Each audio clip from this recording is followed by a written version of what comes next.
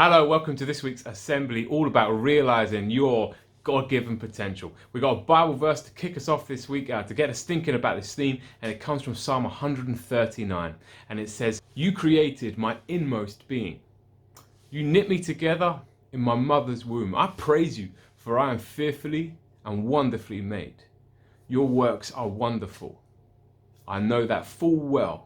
Now, off the back of this Bible verse, using this as our foundation for our message today, I want to tell you three things today. I want to tell you, number one, that you are not an accident. I want to tell you, number two, that God made you and He made you great. And number three, He has planned in advance good works for you to do. And when you find those good works and when you apply yourself into them fully, you are going to realize your God-given potential. Let's jump in today's message. Number one, you are not an accident. Some parents like to joke with their children and they say, "Hey, do you know what? You are an accident." Now, I won't go into the ramifications of a statement like that, but let me tell you this. You might have been a surprise to your parents, but you were planned by God. And that was no accident. In the book of Colossians exists one of the most beautiful bits about Jesus in the Bible written, and it says that you were made in Him, through Him, and for Him. You were planned. You were not an accident. You are not just a bunch of cells that have come together randomly and created a human being. You were planned by God, and you were planned with a purpose. You see, you are not an accident. God made you and He made you great. I don't know if you like to cook. I love to cook, and I am a 100% cautious cook. I measure everything out to the finest detail. I get the oven temperature spot on, direct the right time. I time it to the second. I am making sure that I'm using just the right measure of every single ingredient so I can bring it all together, and what comes out is sometimes perfection. You get chefs who like to get in the kitchen and they throw some olive oil in there, they throw some garlic in there, a bit of onions in there, they stick it in the oven and they're like, "Yeah, I'm just going to put it in for a bit, see how it looks when I bring it out, smell it, test it." That is not me. I'm very, very meticulous. And let me tell you something about God. He's meticulous too.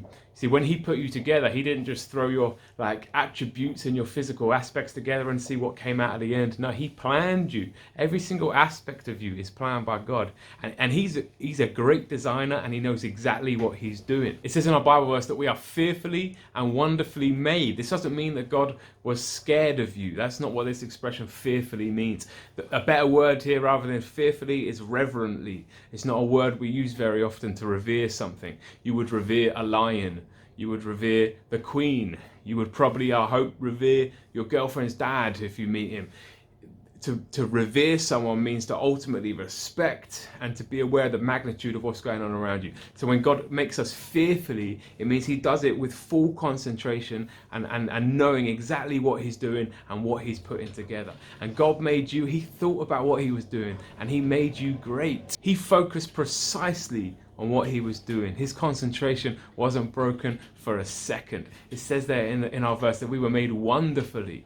Now, that's an expression we use probably too often and we've diluted it, but it means we should be full of wonder when we think about how we've been put together. You should consider every part of you and every part of your body to be sacred and special and sculpted by God. Many of us get upset and frustrated about certain aspects of our body. I wish my forehead wasn't retrieving back like it is. I wish that my second toe on my foot wasn't quite as long. And I've been working in secondary schools now for 10 years, and I'll tell you, it breaks my heart the amount of teenagers I have worked with or have spoken to who find aspects of their body ugly or unpleasant, and they get genuinely very upset about them at times. I've worked with teenagers who've gone off to have cosmetic surgery to fix things like an ear that they feel is further from the head than it should be, and that breaks my heart because I believe God made you and He made you great. And those ears He gave you, they're the ears He gave you, and they're for you, and they're special, and they're wonderful, and they're part of what makes you you. And we can spend so much time and energy in life feeling upset about things that are natural to us and that God has given us, and we want to change them because they don't match up to everyone else's. The media, and especially social media, will make you feel like you are ugly. When I was younger, a song came out called Sunscreen, and in it the guy says, "Do not read beauty magazines, they will only make you feel ugly." I want to say to you today, spending too much time looking on Instagram will make you feel ugly. I can guarantee you that. On Instagram is full of images of unrealistic people and unrealistic bodies, and it will make you feel like you do not measure up.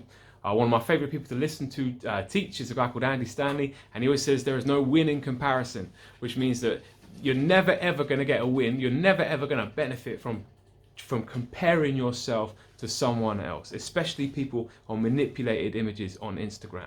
Again, you're going to be presented with an ideal of this is what someone should look like, and you're going to feel constantly miserable because you don't measure up to that. And this isn't just going out to the ladies. I know there's a big female following on Instagram about makeup and what your body should look like, but this is for the lads too. And I tell you could spend 365 days a year down the gym eating all the right food, and you will not look like one of the bodies that you see on Instagram. And it's an unrealistic expectation, and spending too long looking at those things will make you want to compare yourself with them, and it will make you miserable, when the truth is that God made you and he made you great. Which brings me to the final point, and this is the final point, that God has created you to do good works that he has already planned for you.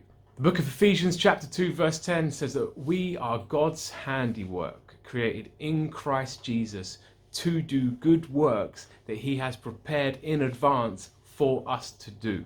Our job as teachers is to help you find your gifts, your talents, your joys, what you find exciting and adventurous and love to do, and then once you've found that, to encourage you and equip you to grow in that area as much as possible, so that you can go out and complete the good works that God has prepared in advance for you to do, to help you discover what you're going to be great at and get you going for it and going out there to grab it with both hands and do it to the very best of your ability. You have a divinely appointed, eternally planned purpose and potential that is out there for you, and you don't want to miss it. Like when God was putting you together with all the ingredients that he used, he was like, they're gonna love this. I'm putting that right there, and I just can't wait for them to discover that. And when they do, they're gonna love it, and they're gonna do this with it, and it's gonna be amazing.